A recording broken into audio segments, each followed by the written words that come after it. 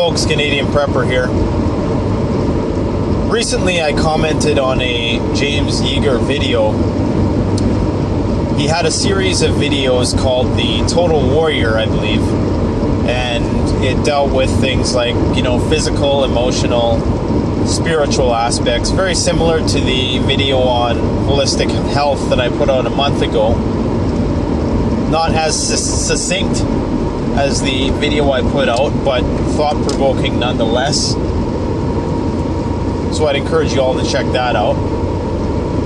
But I made a comment on that video where I basically said that I felt that fitness was superior to firearms. And I got a lot of support for that comment, but I also got a lot of criticism for that comment, which is fine. Some of it was valid, and some of it was what I felt to be making excuses, which seems to happen a lot when you start talking about physical fitness.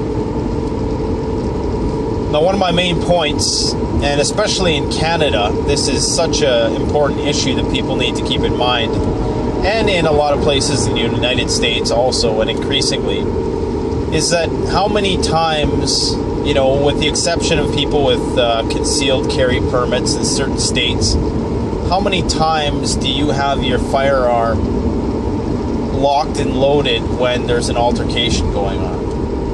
90% of the time, it's going to be, you, your body, and maybe some melee weapon of some sorts. Like, a hammer, a bat, or something like that. Something you keep under the back seat or whatever.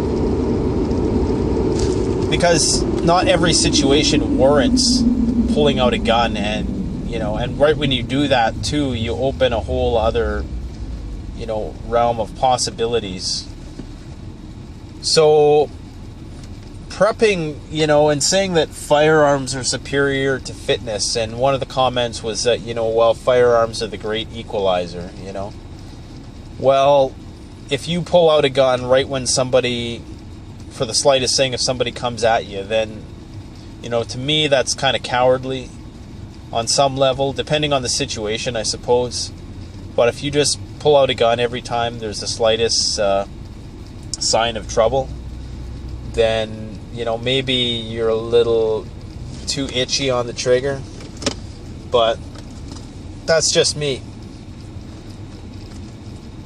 The thing with firearms and fitness is that there's a reason why, and I made this point on that thread, is that there's a reason why there's fitness testing when you go into the military, when you go into police, special forces, Navy SEALs.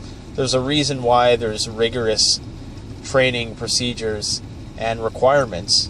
And that's because the military understands full well that your ability to wield a firearm is only as good as your physical health that wields it. So you might be the most, a marksman, but severely obese.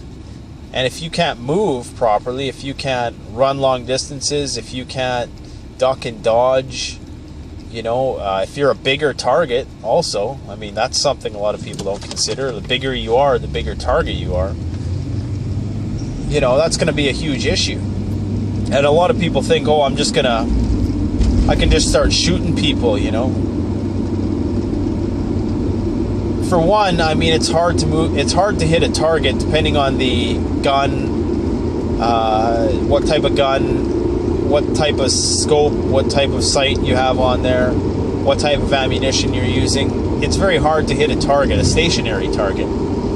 Hitting a moving target that has free will and potentially even some protection, be it a bulletproof vest or some sort of thing they're using as a shield.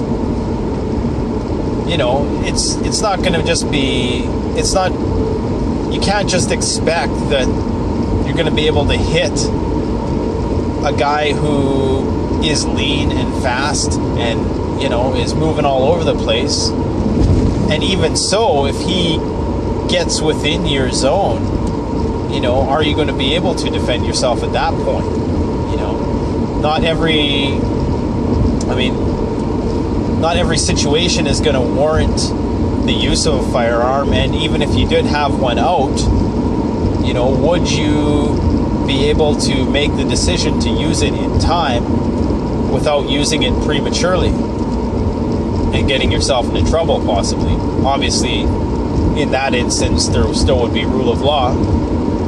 But, chances are you going to be walking around with your shotgun the whole time during a WROL? Maybe, but that might bring more trouble to you than it's worth, really. Because if you're always sort of on the defensive like that, some people might think you're on the offensive. So sometimes being a bit more discreet about what stuff you have and is probably going to be a better strategy to use.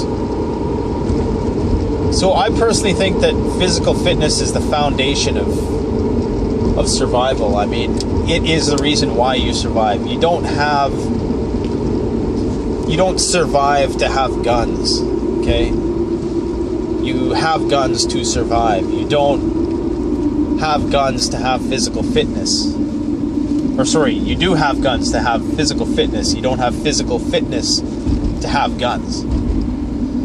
So lots of people have it the other way around. And without physical fitness, without longevity, without health, you're probably gonna, if you're not paying attention to those things, you're not gonna live nearly as long. You're gonna have a lower quality of life. And so all this stuff about prepping for the end of the world, well, if your own world is ending because of the lack of self-care, the lack of attention you pay to your physical health, then that's something to keep in mind, and that should be a top priority. If your senses aren't if your sensory acuity is off, if your emotional stability is off, if you are too shaky to hold the gun steady, if you are, if you have any sort of health condition that's going to compromise your ability to use a weapon, if you can't, if you don't have the cardiovascular ability to maneuver around and duck and dodge and all that stuff, that's going to be a serious impediment in your use of firearms. So you can't just solely rely on the gun. I mean, it's fun to go pop some guns off at the range and, but chances are, especially in Canada, for one, it's illegal to have a gun loaded anywhere. It's illegal to even have it has to be, if you're transporting it, has to be out of sight, for one. And typically they recommend that you have the trigger lock on there, or basically you have to make it difficult to get into. So, using a firearm for EDC purposes is never going to happen in Canada. And it's becoming less common in the United States. And even in a WROL, you don't want to be walking around everywhere with your gun out, because that could potentially bring negativity upon you that otherwise wouldn't,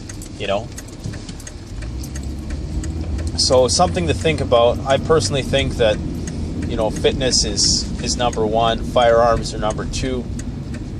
And it's definitely good to exercise your skills in both of those things, both of those areas. But from one, I would put priority on physical fitness, whereas some people would spend half their day at the range all day. Well, chances are you're never going to get in a gunfight. I mean, I can 100% guarantee that at some point in your life, physical health will be an issue. Nobody can 100% guarantee that being in a gunfight is going to be an issue. Chances are, and shit's not going to hit the fan in any large scale way.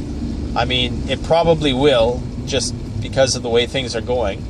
But what's far more likely is the fact that you're going to die someday due to natural causes. And you can slow that down and you can increase your quality of life by focusing on your physical fitness. So for me personally, fitness is superior to firearms. I'm not saying firearms are insignificant or they're, I just think that they are, some people get this idea in their head that all they have to do is master the art of ranged weapons and, they're going to be okay. But unfortunately, it's not going to end up like that. So by all means, share your comments, criticisms. I'd like to hear what you have to say. There's always something I didn't think about. And don't forget to like, comment, subscribe. Let me know what you think. Canadian Prepper out.